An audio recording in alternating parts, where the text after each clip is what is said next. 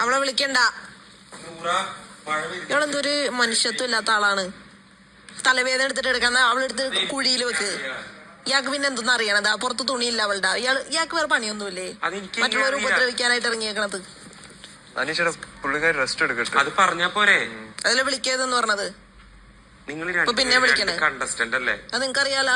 അപ്പൊ പിന്നെ എങ്ങനെയാണ് നിങ്ങൾ ഒരാളുള്ളല്ലോ, ഒരാൾ മധ്യയിൽ ഇത്ര ആൾക്കാർ ഇടങ്ങേറാക്കാനായിട്ട്? അതിലേയോട് ചോദിച്ചു, നൂറോട് ഞാൻ ചോദിക്കുന്നു. നിങ്ങൾ രണ്ടുപേരും രണ്ട് കണ്ടസ്റ്റന്റ്. ഇയാൾക്ക് സംശയം ഉണ്ടോ? സംശയം ഇല്ല. രണ്ടാളോടും പറയുന്നേ വെറുതെ അല്ല. അന്ന് മസ്താനിയുടെ അടുത്ത് ആവശ്യം ഉണ്ടായപ്പോ ഇയാളെല്ലാരും ചീത്ത പറഞ്ഞല്ലോ. അമ്മയുള്ള ആവശ്യമായി പോയി. ഉറക്കത്തിന്ന് വന്നിട്ട് മണ്ടൻ. എന്ത് മണ്ടൻ? എന്ത് മണ്ടൻ? മണ്ടൻ? മണ്ടൻ അറിയോ? അതിന്റെ അർത്ഥം അറിയോ? ഇയാൾക്ക് അറിയില്ലെങ്കിൽ പോയി ഡിക്ഷണറിയിലോ. അറിയോ? ഇല്ല, അറിയില്ല. ഇല്ല, മണ്ട.